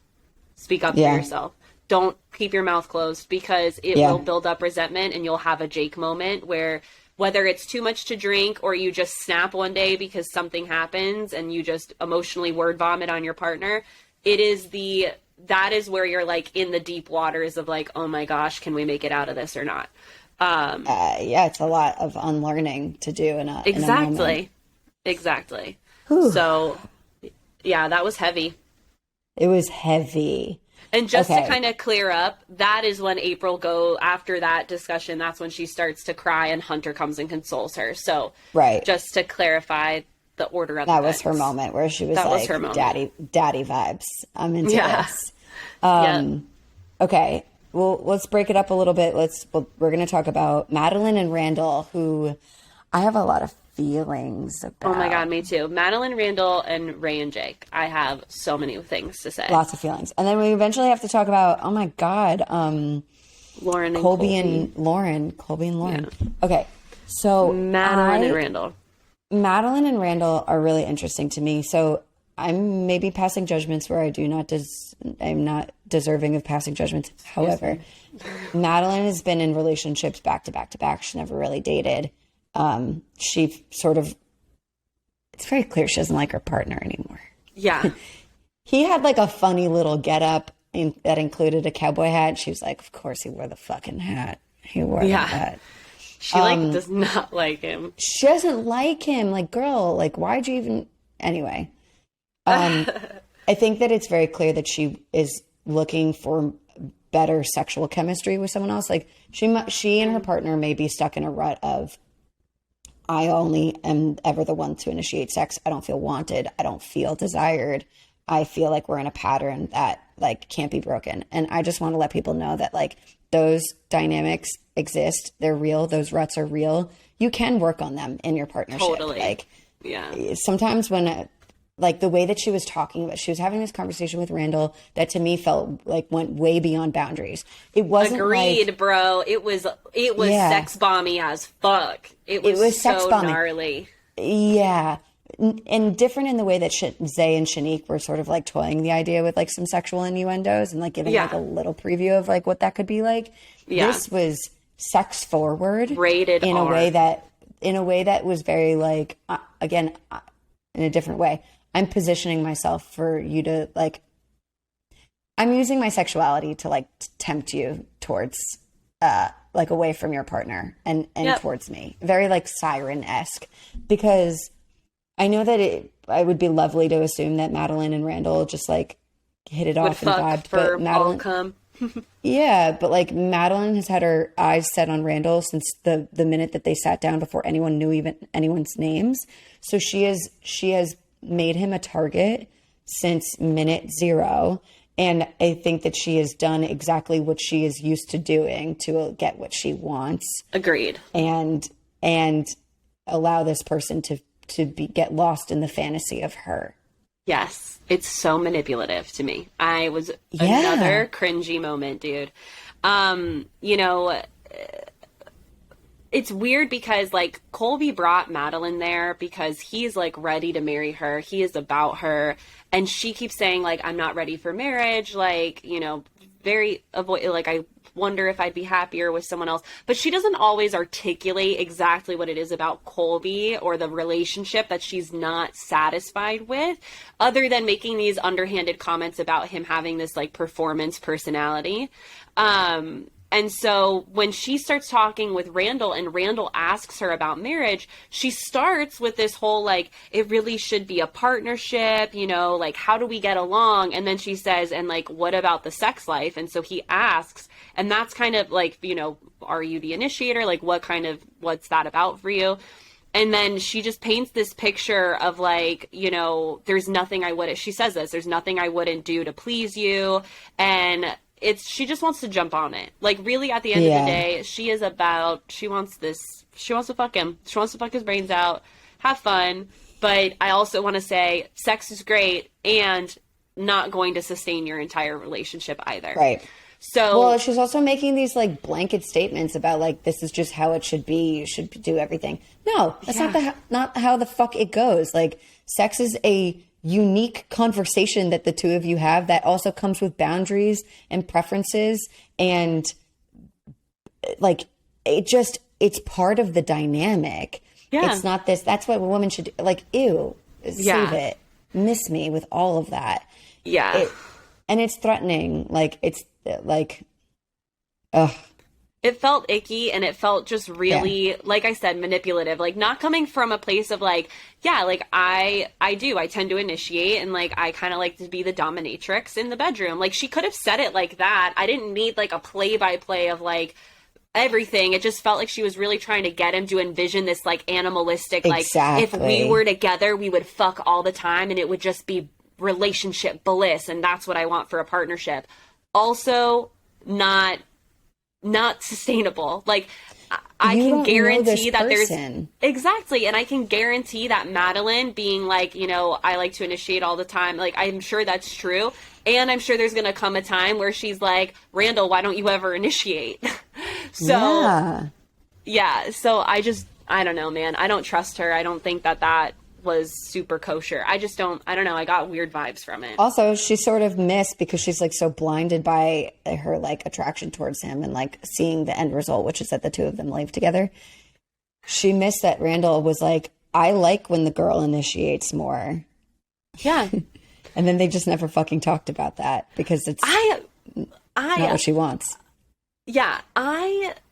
What's your opinion? Like, just curious, because like I like when the guy, I like getting pushed up against the wall. Like, I like being grabbed, and so I tend to be more passive. Yeah, I'm just curious. Like, what's your vibe? I like that too, but I also like to switch it around. Like, I think that for me, it's going to depend on the day. Yeah, mood, vibes. My way, okay, this is like, we're so having girl talk here. We're going to digress a little bit, audience. Come with us on the journey. I don't initiate as often, but when I do, the way I like to initiate is like either lingerie or just being like, I want you. Let's go. Yeah. It's like a signal, a cue. It's not even a signal. It's like a demand. It's like, get your ass in here. I like that. That's good. But that's cute. Yeah. I mean, I'm just curious because I don't know. I like talking about sex Well, nowadays. girl, I haven't had sex in a really long time, so it's true. I haven't had sex in a really long time, so like the last time that I was having sex, we were going about it very differently. I'm like a totally different person now, so I'm gonna keep you and everyone else informed on what's working, what's not working going forward. Yeah, I want to know. I'm so fascinated by like how people initiate and like what the vibe is. It's like a conversation that I'm just curious about with everybody. I think have this that conversation with like everyone. This example that you just gave is like very effective. Like if you're wondering like how do I initiate without seeming like too like masculine about it, it's like put on the damn outfit, make the damn statement, and like they'll follow you. Yeah. I don't know. Yeah. I don't know. It's interesting. Anyway, okay, thanks for coming with us on the journey. I was just curious. And we're back. And we're back. So, Madeline and Randall are honestly like it's going to burn hot and fast, and then it's going to burn out. That's what I see. Agreed. That. Yeah, they're going to be like boning, and then all of a sudden it's going to be like, oh my God, we hate each other. Yeah, I think that Madeline is sort of like fooling herself by thinking that like the first guy that agrees to an obvious like tantalizing like vision is going to be the cure all to the problems that you're having in your relationship with Colby. Like you're going to have a lot of the same problems. I'm not hearing a lot of responsibility taking. So I'm really glad you said that. Let's talk about that for 30 seconds. I think that is something a lot of people struggle with is like, this is what's dissatisfying me in this relationship. So I'm going to go find the complete opposite, right? Like I'm going to go find someone who definitely has this one thing I'm looking for. And it's like, you forget about all the other aspects of the like the value in the relationship. And we have the tendency to get so tunnel visioned on like, you're not doing this thing that I need you to do or I want you to do. And so we go and think the grass is greener elsewhere. Like, oh, if I can just find a partner who wants to fuck me the way I want to be, get fucked, then all my relationship woes are going to go away. Right. And it's like, no, that's not how it works. That's not how it works on anything. Like if I could just find a person who communicates with me the way that I need to be communicated with or like whatever. Now, I want to be clear here. I think the difference here is whether or not your person's willing to work on it with you, because that really is what makes or break it in the long run is like, relationships do require both people showing up and being like, this isn't working. What can we do to resolve it? What are we going to do? That's why this show doesn't work. Why this show doesn't work. That's why this show is garbage, right? I mean, it's entertaining garbage. Like I'm hanging on the edge of my seat, but it's garbage because if two people really are having like a come to Jesus moment regarding their relationship, you're not going to solve it by dating other people and just looking for the gaps in your partnership in the eyes of another person. It enables it. It enables it. And there's no intervention. There's only a fucking Vanessa and Nick Lachey who are like, I can tell. Yeah, the experts. I can tell you having an emotional reaction. It's like, yeah, no shit, Sherlock. Everyone's been watching their partners of many years cheat on each other. And like, no one's actually confronting the issues. Actually, I'm going to be honest.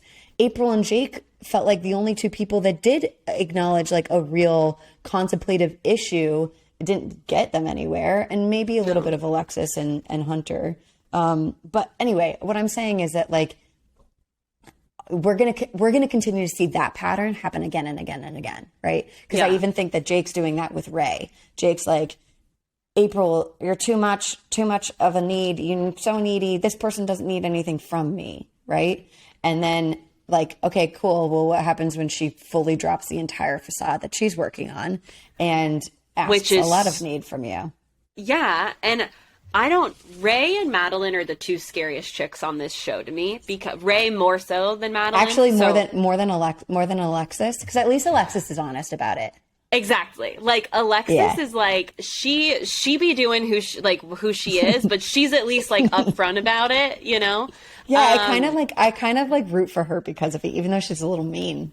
Oh my gosh, yeah, because she could be a nicer person. She could be like, of course, she could probably be a little bit more genuine, and she is probably very insecure, which is why she retaliates in these ways when she gets rejected or turned down or whatever. And it's like, she doesn't bother me as much because it's so surface. It's like so out there, right? Like she's comfortable enough with herself to like be who she is, right? Whereas Ray and Madeline are little chameleons, right? It's like, depending on who they're around, they're changing who they are, their positioning or whatever. Like, Madeline tells Colby, I don't really know how I feel about marriage and, like, if, you know, whatever. And now she's like, oh my God, selling this vision of, like, a sexy marriage that we're going to basically bone and be in bliss all the time. And Ray, with Jake, is kind of like serving up some Olajuwon dream type situation, to throw it back to MAFS for a second. Everything you are, I am too. Right. Everything that you want, I want too. Yeah. And she's like, you know, she's like, I believe in a more traditional role. Like, I want to be a stay-at-home mom. I want to cook. I want to clean. I want to take care of the kid. Like, that's like kind of what she's been saying. And then she asks him, like, are you the type of guy who'd be cleaning your shotgun if you had a daughter? And she starts to date, and he's like, yeah. And she's like, oh my God, I love that. Like, just totally boosting his ego. Yeah, exactly. I don't love that. I'm like, can we not joke about killing shotgun people in the house? Yeah. What, because your daughter's dating? Like, ugh, Jesus. I hate that shit. And then Jake says, you know, being with you would be easy, which in my mind is like him comparing her to April, just like you said, kind of like, okay, well, this chick isn't asking much of me. I'll be able to work full time and do my thing, and she's going to be home, being the housewife, you know? And she's selling this idea of a fantasy, and he is just like soaking it up. Just slurping it. Just like, ooh, slurping it. Just drinking that cheeseburger, baby. Just slurping it through a straw. Burgers. It's like eating it up. Yep. He is. So, yep. She freaks me out. And you want to know what really freaks me out is combined with what we saw in the first episode with her being unable to articulate her feelings for Zay, whom she brought on this show for him to make a decision about how he feels about her, which is not adding up. And then in her confessional, the producers ask her, you know, why do you think Zay's the one for you? And she was like, can we skip that question? Like, she really cannot. Won't go there. Yeah. And so, but now she's going there for this guy. It's just weird. It's not genuine. Listen, the math is not mathing. No. It's not tracking. This is not tracking. It's not mathing. I'll tell you that. Okay. Who's next? I forget. Who do we have left? Lauren. Lauren and Colby. Lauren and Colby. So Lauren was dating Nate up until this point, has not wanted kids. I guess with Colby, she's like, kids? Yeah. Kids, oh mark? Colby can't. Colby does have, like, he's very spirited. Yeah. That's how I want to describe him. He's very, like, and I actually don't find any of this to not be genuine. I think I relate to it a little bit. Like, it's like everything is great. When you're in a good moment, you're like, wow, isn't this amazing? I am having the time of my life. I like you and you like me. Yeah. He's really just getting caught up in it. And he's just like, wow, this experience is just something else. Oh my God. He was so drunk in that. I was dying. I was drunk. Like, he is on one. He's like, it's all going down a positive, like, lane. And I'm like, oh my God, dude, just stop. And when talking. You hear Madeline be like, he's just he's like fake positivity, like toxic positivity, which I don't actually think that that's the angle that he's coming from. I think that's just like, he's really caught up in a moment in every moment he's in. But I understand her point of contention with that. Like, I get why that would be annoying. I'm annoying to people when I'm like that. So it's, you know, it is what it is. But anyway, he's seeing himself play house a little bit, imaginary house with Lauren, and she's sort of doing the same thing. It's hard to read where she's at exactly. I don't know. Do you have any thoughts on Lauren? I agree. I think Lauren is apprehensive and I honestly, part of me thinks she's the smartest girl here, except for one thing, which I want to talk about in a second. But yeah, she's enjoying Colby. I think because she articulates this when Colby's like, look, I'm like looking forward to living with, he basically tells her like, I'm going to choose you. I'm looking forward to living with you these next 3 weeks. And she was like, I just want you to choose me for choosing me, not to just be a distraction from Madeline. And I was like, yes, girl, like, call him out, because he was so hung up on her. And so like, I'm here for Madeline to realize how great of a guy I am is basically why they went. And now he's kind of like being all about this Lauren girl. And I feel he's being all about Lauren to distract himself from Madeline trying to bone Randall. Date other people. So I don't blame Madeline for being like, I just want to make sure you're making this decision for the right reasons and not just to like kind of have You an mean escape. Lauren? Yeah, sorry. Lauren. Who did I say? Madeline. It's okay. I got Lauren. you. Thank you. Yeah, Lauren. And Yeah, so I don't blame her. Lauren's like, I don't want to just be the vacation girlfriend. The only thing that I'm like, Lauren says, Pause. you know, it's nice to be with someone who doesn't pressure me to have kids. And I was like, girl, he is pressuring you to have kids. He already is. He's pressuring you to be open to it. Yeah, it just doesn't sound the way that, whereas Nate's like, I want babies. Like, he's just straight up saying, like, I want kids, you know? And he's not, in my opinion, he's not even pressuring her. He's just like, this is what I want. Mm-hmm. Yeah. So, and I want it with you, but you don't want it. You don't want kids. And she's like, well, I don't want you. And this is the other thing that I'm not super a fan about with what Lauren has said so far is she's like, well, I don't believe in sacrifice. I think relationships should be compromised. And like I said last week, Nate's like, so we have half a kid. Like we can't really do that with this specific thing. And so those are my two things with her is like, I think she's smart for kind of seeing, all right, Colby was all about Madeline. Now he's like telling me he's all about me and wants to make me feel, he literally tells her like, I want to make you feel like you're the most gorgeous girl in the world. And it's like, whoa, you know, a day ago you were in the bathroom crying like, cause your girlfriend was talking to Randall. And so it just seems like a lot. And I hope Lauren realizes, like, just because Colby is coming at the kid thing from a different angle doesn't mean he's not pressuring you for children. I think if out of the two of those, he's pressuring you more than Nate, because Nate's just saying, we don't want the same things. Like, that's all this is, you know? Agreed. So, yeah. Those are our couples. That's where we're at. This is what the decisions came down to when it comes when we're thinking about the next 3 weeks. So Zay and Shanique are going to spend the next 3 weeks together. Yeah. Madeline and Randall are going to spend the next 3 weeks together. April chooses Hunter after her kumbaya moment with him. They're going to spend the next 3 weeks together. Wait. Are they? Hunter and April. Are they? Did you see the cliffhanger? Did you see the cliffhanger? I don't know. Okay. Fill me in. So let's backpedal just a little so I can really set this up.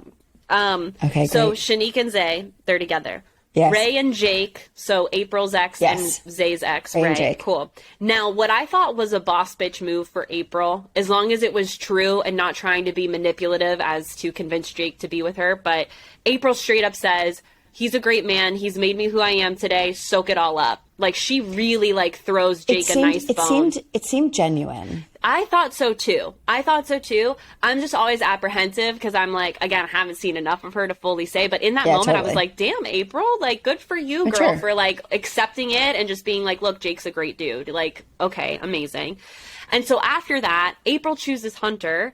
After kind of explaining, like, Nate, we want the same things. But and I said this, I was like, I applaud this choice that April made. Because she's saying, like, you know, this guy can hold space for my emotions. And that's something that I've never felt really safe or, like, held by. So I want to explore that. And I was like, way to think outside of your normal box. Like, that's great. You're just confirming belief. But then Alexis chimes in and goes, it's unrealistic for you to think that I'm going to be happy for you. Which is funny because a second ago, April just did Jake a solid and was like, wish you all the best, you know? Yeah. And she freaks out and is like, you know, I came here, like, and if Hunter says yes to April, then, like, I'm just going to go home. And then Hunter stands up and says, I want to be with Alexis. And now we don't know. Yeah. Did I miss that whole thing? You must have. Yeah. Wow. So that's where the episode ends, is him standing up being like, I want to be with Alexis. So I'm waiting to see if he's like joshing, if he's like going to say that and be like, but I want to be with Alexis, but I need to see how this goes. Right. I don't know if it's going to be a but or if he's like straight up like, okay, yeah, let's go and get hitched. Dang. Yeah. I really don't know. I want him to explore April. Me too. But we don't know how he feels about her. We only know how she feels about him. I mean, you mean Hunter and Alexis? How Yeah. Hunter feels about No, it? no, we don't know how Hunter feels about April. Got you. Yeah, no, we don't. We don't. He could just be out here existing as a good dude, and April's like, I want you. Yeah, and she's like, nah.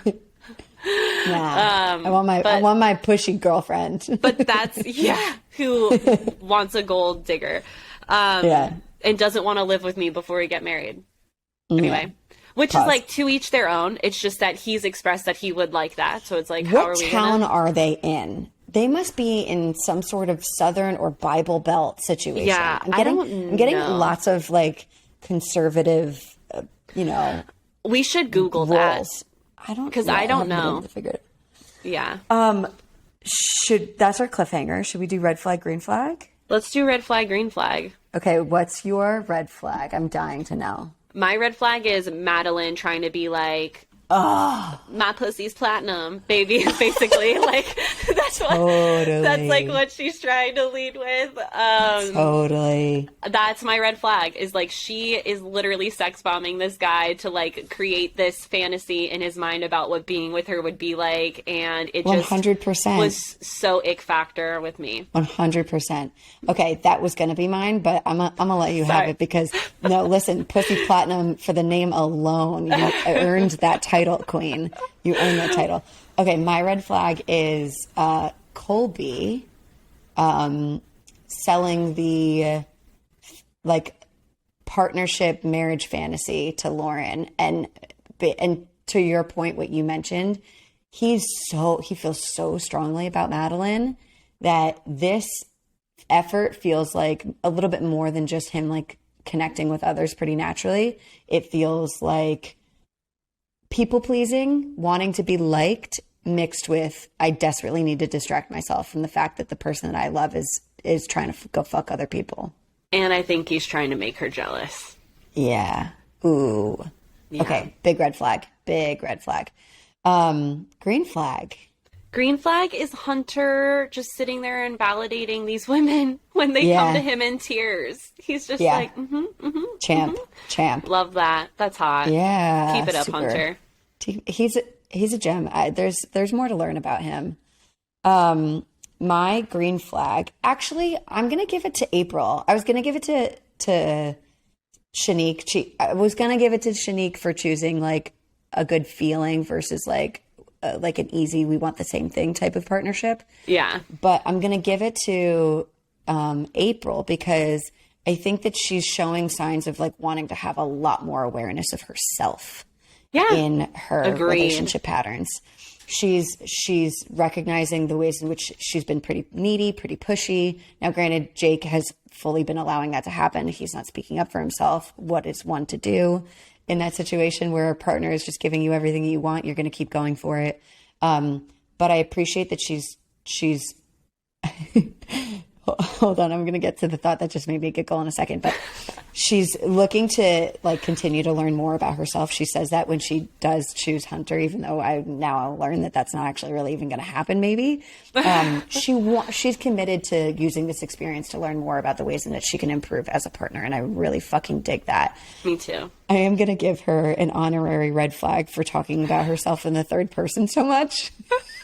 I do that sometimes. And it's so, I'm well, like, oh my God, I should. I don't really, know how her doing it made you feel, but for me in one no, dinner it made moment, me feel uncomfortable. And so I was like, oh my God, I don't think I do it as often as her, but like I definitely do it. Like Alex is on one today. Like I'll be like that. Yeah. Well, it was just, she just kept being like, April's trying to be a mommy. And I'm like, oh my God, I'm so sorry for anyone I've ever made uncomfortable talking about myself in the third person. Move forth and prosper. Life hack, switch it to your girl. Your girl. I do say that too. I'll be like, yeah, there you go. On one today. Yeah. Yeah, there you That's go. less bad. Okay, cool. Yeah. Thanks, guys, for always giving me feedback so I can work on myself. Totally. This has been a really fun episode. It's been so fun. It's been really fun. I don't even have any timestamps. Me neither. Look at us. Go Matt. Matt's got an easy job this week. Easy job. Let's not screw it up for him.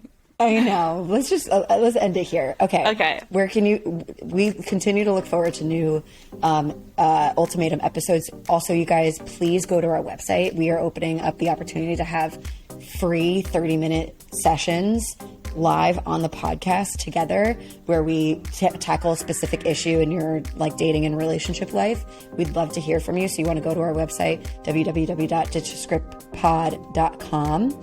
And you can also submit our like typical email questions there. If you want to find us on social medias, our Instagram and TikTok is Ditch the Script Pod. Come hang out with us. Yeah. What I missed? Did I miss anything? No, you killed it. Thanks. Leave us a rating and review if you love us, because we love you. We love us. We also love us.